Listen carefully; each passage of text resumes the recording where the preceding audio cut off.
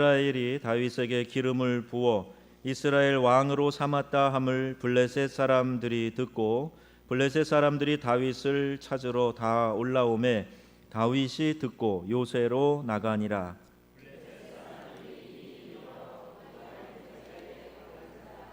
다윗이 여호와께 여쭈어 이르되 내가 블레셋 사람에게로 올라가리이까 여호와께서 그들을 내 손에 넘기시겠나이까 하니 여호와께서 다윗에게 말씀하시되 올라가라 내가 반드시 블레셋 사람을 내 손에 넘기리라 하신지라.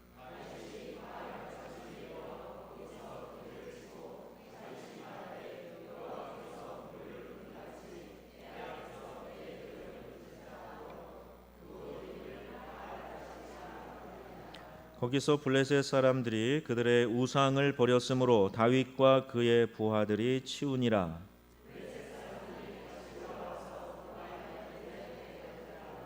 다윗이 여호와께 여쭈니 이르시되 올라가지 말고 그들 뒤로 돌아서 뽕나무 숲을 맞은편에서 그들을 기습하되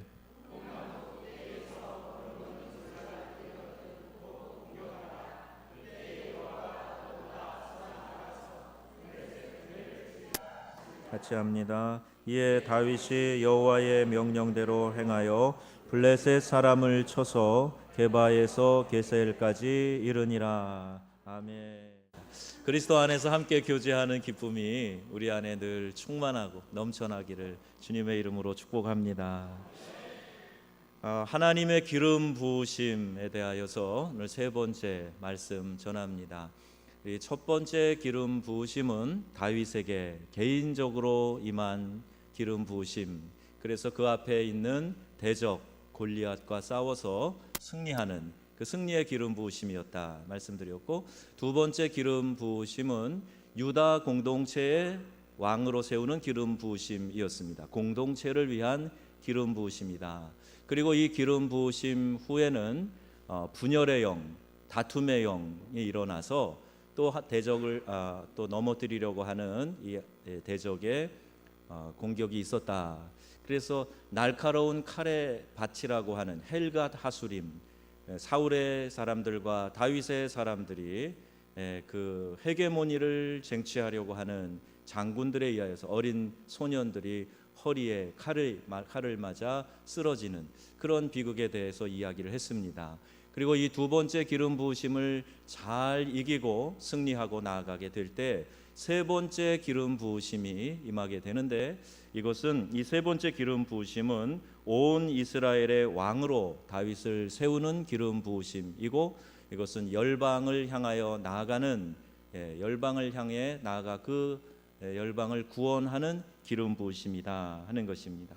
세 번째 기름 부으심으로 나아가려면 과거를 잊어야 합니다. 과거를 잘 정리하고 뒤의 것을 잊어버리고 그리고 앞으로 가야 됩니다. 첫 번째, 두 번째 기름 부으심이 임하고 나서 여기에서 그냥 머무는 경우가 많이 있어요. 그리고 새로운 기름 부으심이 없을 때 그것이 마치 사울에게서 있었던 것처럼 변질되고 타락할 가능성도 있다 하는 것을 말씀을 드렸습니다.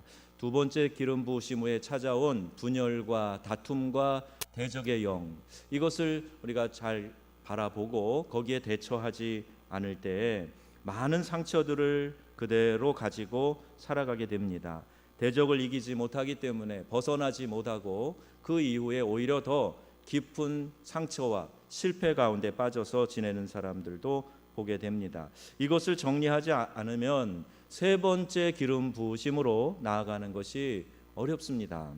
어떤 분이 이런 말을 했습니다. 새로운 출발을 위해서 과거는 그 기차역 플랫폼에 놔두고 그리고 맨몸으로 KTX를 올라타라, 이런 얘기를 합니다. 계속해서 우리는 무엇인가 가지고 다녀요. 과거의 경험과 또 거기서 생겼던 상처와 아픔들, 또 과거에 내가 조금 이루었던 성공, 이런 것들을 계속 끌고 다니려고 합니다. 그런데 도약하기 위해서, 더 잘 나아가기 위해, 뻗어나가기 위해서 우린 과거를 정리해서 묻어두는, 그리고 잊어버릴 것은 잊어버리는 그런 자세가 필요합니다. 사울 진영의 아브넬 장군이 다윗 군대에 요압에 의해서 살해됩니다. 아브넬을 죽인 이유는 자기 동생 아사헬을 아브넬이 죽였다 하는 것에 대한 피해 복수가 일어났던 것입니다. 이스보셋이 사울의 아들입니다. 이스보셋이 이제 그 이스라엘의 족속들의 왕으로 옹립되고, 다윗은 지금 유다 족속들의 왕으로 옹립되어서 이스라엘이 나눠져, 전체 지파가 나눠져 있는 그런 상황을 맞이하고 있습니다. 그런데 이 다윗은 아브넬을 맞이하고 화해하려고 했었어요.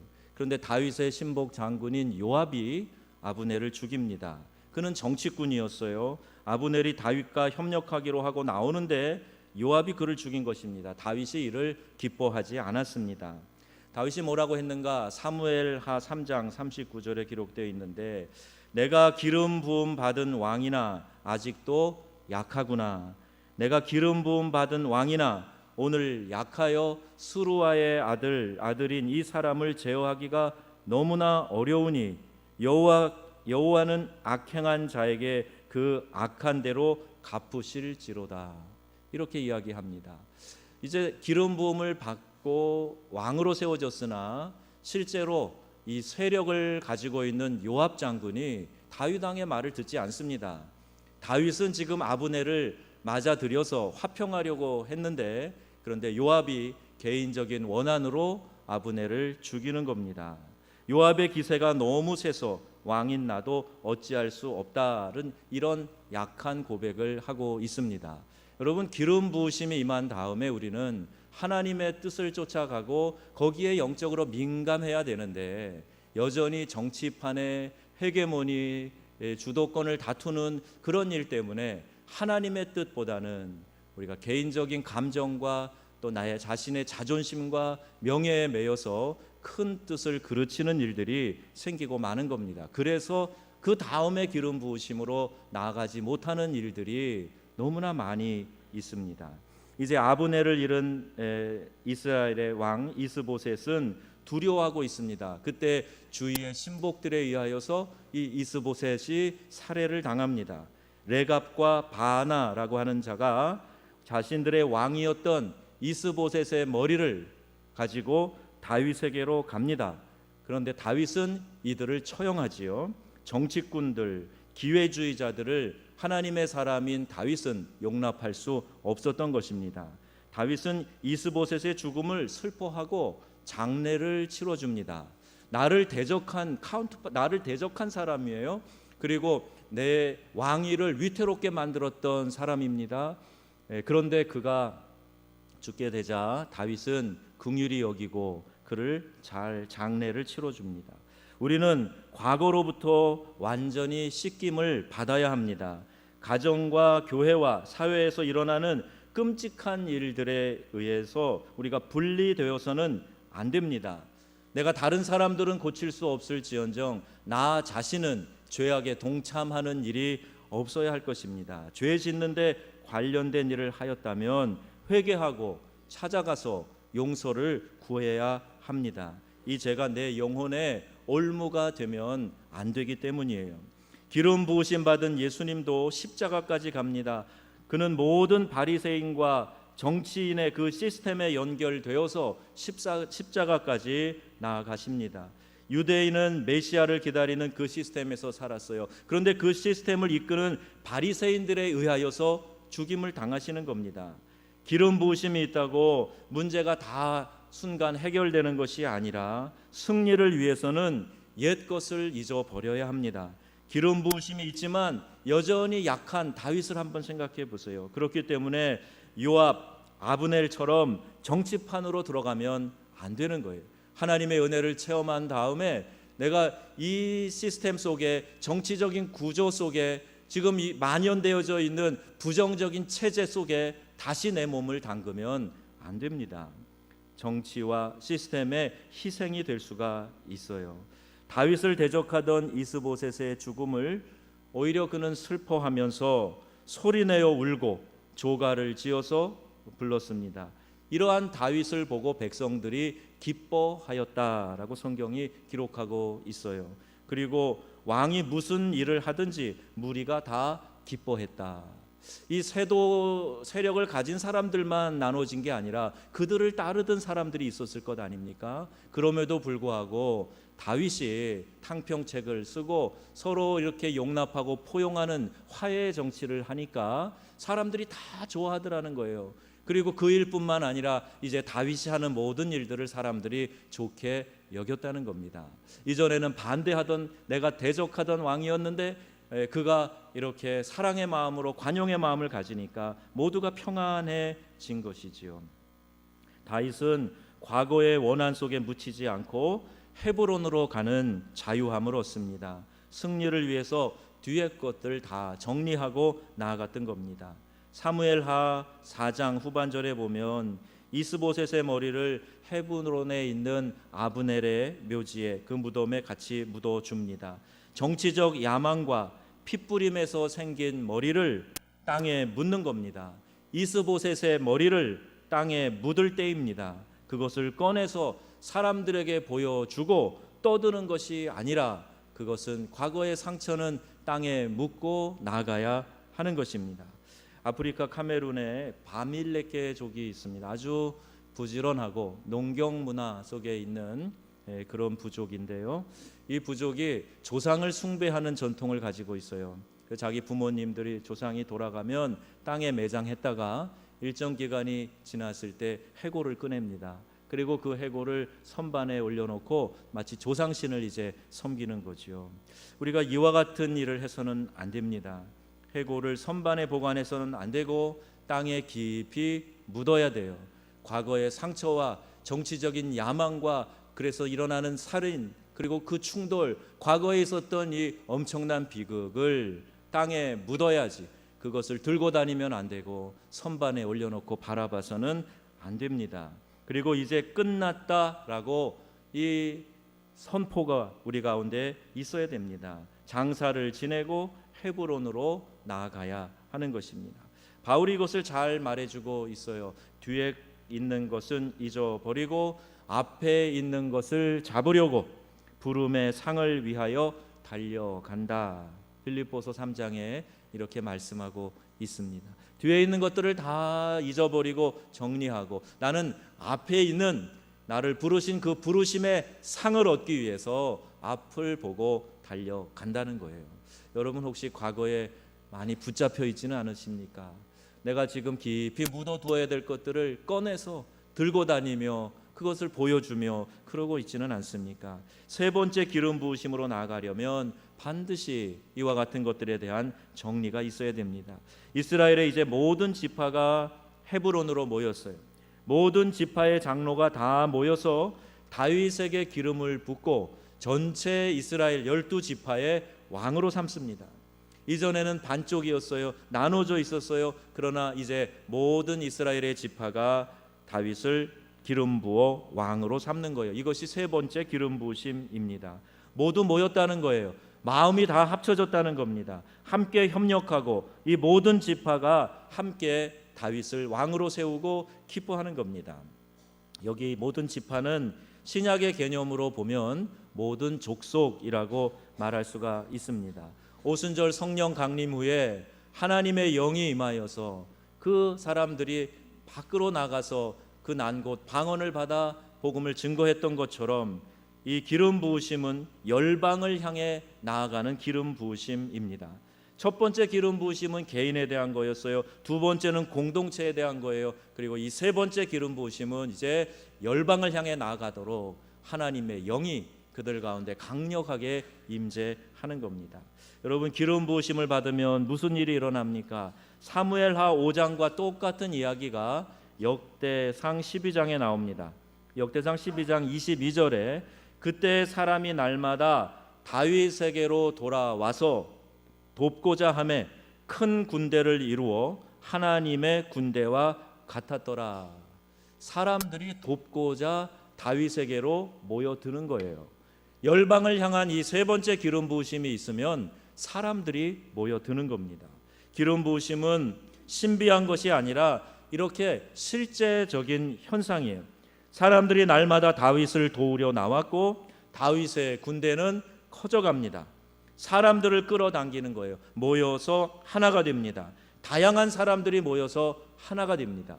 여러분, 부흥하는 공동체를 보세요. 하나님의 이 열방을 향한 기름 부으심이 강력한 교회 한번 보세요. 누가 오든지 그 교회 안에서 다 녹아집니다. 아무리 괴팍한 사람이 들어와도 그 교회 공동체 안에서는 유순한 양처럼 변화되고 거기 동화돼서 그렇게 신앙생활을 다시 하는 모습을 보게 돼요. 제가 이민교회 목회를 하다 보니까 별의별 개성의 사람들, 아주 특별한 사람들을 가끔 만나게 됩니다. 어떤 분들은 파리를 다 성지순례 했다 그래서 무슨 말인가 그랬더니 교회를 다 돌아다닌 거예요. 어느 교회 가면 거기서 한 1년 2년 있다가 또 못 견뎌서 싸우고 나오고 다른 교회 가고 다 돌아가지고 제가 목회하던 교회에 와서 이제 좀 거기서 평안하게 몇 년씩 신앙생활하는 그런 사람들을 많이 보았어요. 하나님의 강력한 기름 부으심이 있을 때 그 안에서 내가 평화를 누리게 되고 어떠한 모양을 가졌어도 어떠한 과거의 상처가 있어도 그 공동체 안에서 치유함을 경험하고 마음의 평안을 경험하고 회복을 경험하고 다시 진군하는 하나님의 군사가 되더라는 말입니다. 여러분, 우리 안에 이런 강력한 기름 부으심이 있기를 주님의 이름으로 축원합니다. 예배를 드리는 이유가 뭐예요? 하나님 앞에 나와서 이 하나님의 영에 우리가 감동되고 하나님의 기름 부으심을 경험해서 내 영혼이 세상 어디에서 맛보지 못하는 신령한 하나님의 은혜를 이 예배를 통해서 경험하자는 거예요.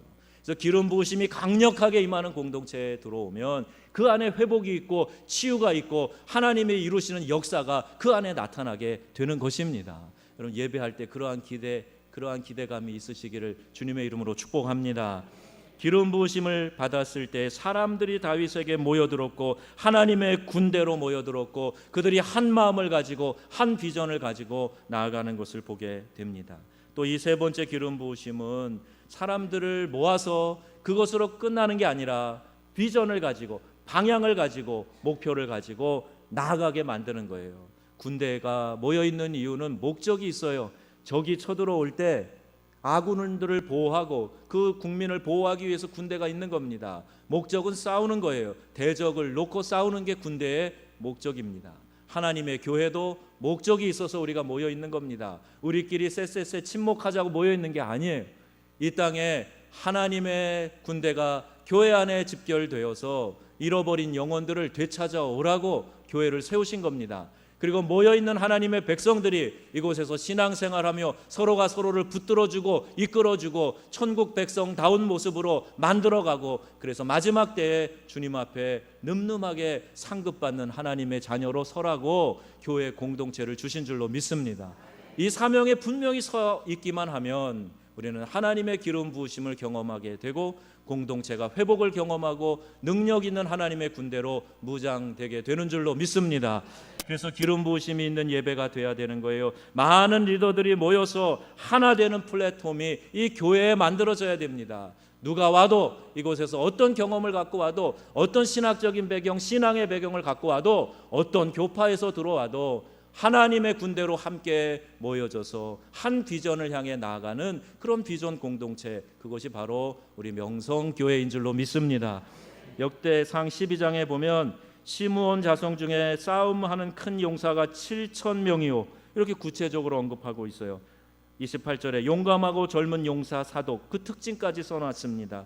또 그 다음 절에 보면 사울의 가문에서도 3,000명이 나옵니다.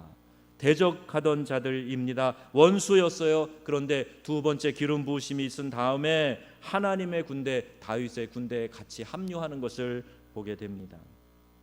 역대상 12장 38절에 충성스러운 마음으로 굳은 결심을 하고 한 마음이었다 이렇게 표현하고 있습니다.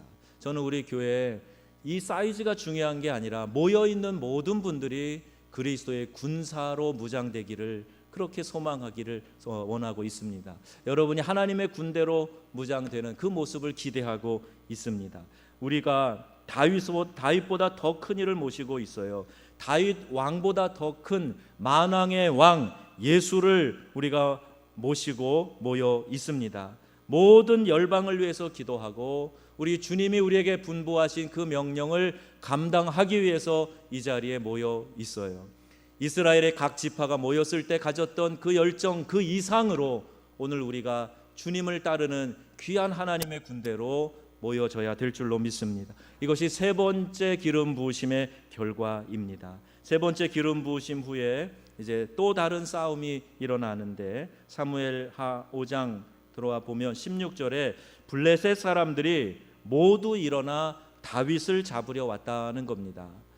이 첫 번째 기름 부으심 후에는 골리앗이라고 하는 대적 한 명이었는데 세 번째 기름 부으심 이후에는 이제 온 이스라엘은 하나가 됐어요. 그런데 그 외적인 원수 대적들이 이제 결집하여 총동원하여 이스라엘을 잡으려고 오는 거예요. 블레셋 모든 족속이 함께 일어나 다윗을 잡으려 왔다는 겁니다. 그런데 보세요, 다윗은 두려워하지 않습니다. 담담하게 다윗은 여호와께 묻습니다. 여호와께서 대답하십니다. 올라가라, 내가 블레셋 사람을 반드시 내 손에 붙이리라. 이기게 해주시겠다는 거예요. 이 음성을 듣고 다윗은 바알 브라심으로 가서 그들을 무찌릅니다. 바알 브라심, 거기 브라심이라는 말은 격파한다 그런 뜻을 가지고 있어요. 하나님이 쳐서 마치 봇물 터지듯이 그 뚝을 터뜨리셨다라는 그런 의미입니다. 영어에 breakthrough라는 단어가 있는데 뚫고 나가는 거예요. 하나님이 격파하시고 그 장애를 뚫고 나가신다는 거. 이것이 바알 브라심이라는 단어의 의미입니다. 오늘 우리는 이 바알 브라심을 경험하기를 원합니다. 주님, 돌파하게 하여 주시옵소서 하는 이 강력한 외침이 우리 가운데 있어야 됩니다. 기도할 때 이렇게 나약하게 기도하지 마시고 하나님, 우리에게 바알 브라심 돌파하는 역사가 있게 하여 주시옵소서. 그것이 어떤 장애가 되었던 하나님 이 장애를 뚫고 나갈 수 있는 믿음을 주시고 하나님의 기름 부으심이 우리 가운데 임하게 하여 주시옵소서. 이것이 오늘 우리의 기도가 되어야 할 것입니다. 여러분 개인의 삶의 문제일 수도 있어요. 우리 공동체의 문제와 아픔일 수도 있습니다. 가정의 문제일 수도 있어요. 그러나 하나님의 기름 부으심이 있으면 그곳에 바알 브라심, 하나님의 뚫고 가는 역사가 일어나게 될 줄로 믿습니다.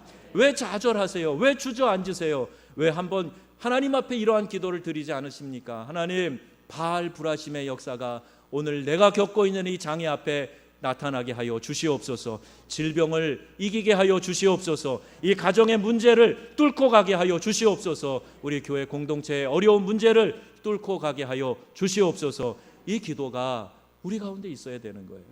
영적인 지도자들이 왜 지도자입니까? 이걸 바라보고 하나님, 이 세 번째 기름 부으심으로 나갈 수 있도록 우리 공동체에 은혜를 주옵소서. 뚫고 가는 역사가 있게 하여 주옵소서. 이것을 보고 기도하는 사람들이 영적인 지도자들이 되는 것입니다.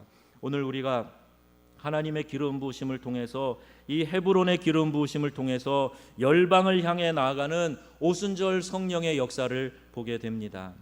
대적은 만만치 않습니다. 블레셋이 바알 브라심에서 패하고 이제 흩어져요. 그리고 다시 전열을 가다듬어서 다시 쳐들어옵니다. 이에 이스라엘 모든 장로가 헤브론에 이르러 왕에게 나오매 다윗 왕이 헤브론에서 여호와 앞에 그들과 언약을 맺으며 그들이 다윗에게 기름을 부어 이스라엘의 왕으로 삼았다. 이 이스라엘 전체의 왕으로 된 이후에 계속해서 대적은 강하게 일어납니다. 그리고 첫 번째 공격을 해서 이기지 못하니까 그 다음에 전열을 가다듬어 다시 쳐들어와요.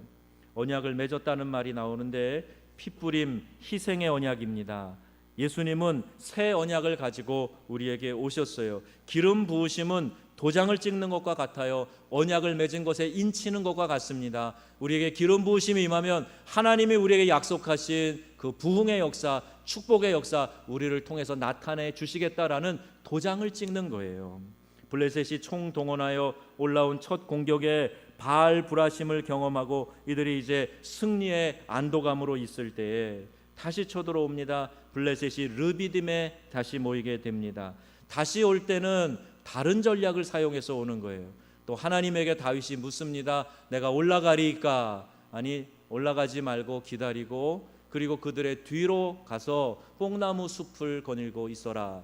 내가 그 숲 위에 나무 위로 걷는 소리를 들려줄 때에 그때 공격을 하거라. 이렇게 말씀하십니다. 구약의 본문이지만 신약의 오순절 성령 강림의 사건과 짝을 이루고 있는 거예요. 하나님의 기름 부으심 이후에 성령의 바람이 일게 될 때 그때 움직이라는 거예요. 성령의 권능이 임할 때까지 너희는 예루살렘을 떠나지 말고 이곳에 남아 있으라. 주님이 제자들에게 말씀하셨던 것처럼 우리는 기름 부으심 후에 성령이 우리 안에서 물결을 일으키고 바람을 일으키실 때까지 기다리며 준비하며 기도하고 있어야 합니다. 하나님이 이러한 전략으로 그들에게 이야기하셨어요. 주님 앞에서 우리는 하나님이 우리에게 주시는 말씀에 민감해야 됩니다. 유연한 전략을 가지고 있어야 돼요. 하나님이 나에게 말씀하실 때 그것을 듣고 순종할 수 있는 마음이 있어야 됩니다. 과거에 이렇게 해서 승리했기 때문에 이 방법으로만 해야 됩니다. 그렇지 않습니다. 우리 교회는 이런 전통이 있기 때문에 이렇게만 가야 됩니다. 아니요, 그렇지 않아요. 여기도 보세요. 금방 하나님은 다른 전략으로 말씀하고 계세요. 내가 말할 때 뽕나무 위로 걸어가는 진격 소리가 날 때 그때 공격하거라 말씀하십니다. 오늘날 우리 교회에 청년들이 많이 없어요. 어린아이들이 많이 없습니다. 어제 전주교회에서 여름 성경학교 강습회 한다 그래서 갔는데 제가 10여 년 전에 한국에서 성경학교 강습회 할 때 그때 생각만 가지고 갔습니다. 주제 강연을 하라 그래서 가봤는데 선생님 몇 분 안 계시는 거예요. 늘 그랬다는 겁니다. 선생님 숫자도 작고 또 지방회장님 얘기 들어보니까 우리 교회 학교 어린이들 숫자도 매우 줄어들고 있다. 안타까운 얘기를 듣게 됩니다. 여러분, 우리의 신앙의 다음 세대가 없으면 안 돼요. 젊은이들이 교회를 떠나서는 안 됩니다. 이 교회가 우리의 믿음 생활이 우리 세대에 그쳐서는 안 돼요. 그러니까 그것을 바라보고 비전을 가지고 어떻게 하면 청년들에게, 어떻게 하면 우리의 청소년들에게, 어린이들에게 복음을 전해서 그들이 들을 수 있도록 해야 할까? 여기서 깊은 관심을 가지고 기도해야 되는데, 교회는 이 세상의 다른 어떤 조직이 변하는 속도보다 너무 늦게 변하고 있어요. 옛날의 방식을 가지고 그대로 하려고 합니다. 제가 전도사 시절에 인형극을 배워가지고 인형극을 교회에서 한다 그랬더니 동네 한 바퀴 돌고 왔더니 아이들이 70-80명이 따라왔어요. 개척교회 할 때예요. 그래 앉혀놓고 인형극 뭐 잘하지도 못하는 인형극을 배워갖고 하는데 아이들이 막 눈물 흘리고 깔깔 웃고 좋아하더라고요. 지금 인형극 한다고 아마 탈을 쓰고 동네를 다 돌아다녀도 애들 잘 안 올 겁니다. 집에 더 재밌는 게 있는데, 친구들하고 노는 게 더 재밌는데, 엄마 아빠랑 재밌는 데 가서 놀 수 있는데, 전략이 바뀌어야 돼요. 문화가 바뀌었어요. 교회도 달라져야 됩니다. 이 시대의 사람들이 들을 수 있도록 그들의 눈높이에서 이야기해 줘야 됩니다. 젊은이들은 정보를 인터넷에서 얻지요. SNS를 통해서 많은 정보를 공유하고 있어요. 그리고 교회도 그렇게 해야 됩니다. 그리고 그 지역을 청정지역으로 만들고 하나님이 다스리시는 인터넷 공간으로 만들어 가야 돼요. 그들에게 그러한 우리 이 시대의 문화로 복음을 전할 수 있어야 됩니다. 로마의 도로로 군인들이 진격했는데 그 로마의 도로가 복음을 전하는 도로가 되었지요. 오순절 후에 흩어지는 복음의 통로로 사용됐습니다. 당시 문화를 사용해서 복음을 전하게 하셨던 거예요. 그러면 오늘 우리도 오늘 우리의 시대의 문화를 가지고 복음을 전할 수 있어야 돼요. 우리 아이들이 예배하는 예배 공간도 아이들이 좋아할 수 있는 공간으로 모양을 바꿔줘야 됩니다. 들어오면 아 여기 좋구나 이런 생각이 들어야 돼요. 우리 젊은이들이 교회에서 흩어지는 것, 아유 교회는 고리타분하니까 어쩔 수 없어 이렇게 방관해서는 안 됩니다. 교회가 문화를 바꾸고 모습을 바꾸고 틀을 바꿔야 하는 것이지요. 이 세 번째 기름 부으심은 문화적 적응력과 듣는 능력이 뛰어나게 되는 그것을 말합니다. 옛날 것도 중요합니다. 그런데 새 포도주는 새 부대에 담아야 됩니다. 새로운 구조를 만들어야 됩니다. 다윗이 물었을 때 하나님은 새로운 전략을 주셨어요. 너희가 듣게 될 때에 이렇게 말씀하십니다. 그 소리는 내 귀로 들려줘야 돼요. 내 심령으로 들려줘야 됩니다. 뽕나무 꼭대기에서 걷는 소리가 나거든 그때 공격을 하라는 이 음성이 그 걷는 소리가 들려줘야 됩니다.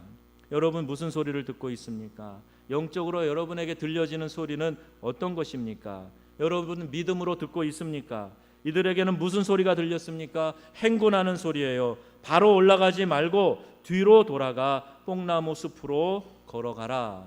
이런 음성입니다. 이미 행진하는 소리가 있었어요. 기독교 역사 가운데 이곳 저곳에서 하나님이 일으켜 주시는 하나님의 군대에 행진 소리가 있었습니다. 아프리카에서 수없이 많이 제가 경험을 해봤어요. 프랑스는 불모의 땅이라고 합니다. 그러나 그곳에서도, 그 영적으로 척박한 곳에서도 하나님의 승리를 부분 경험해 보았어요.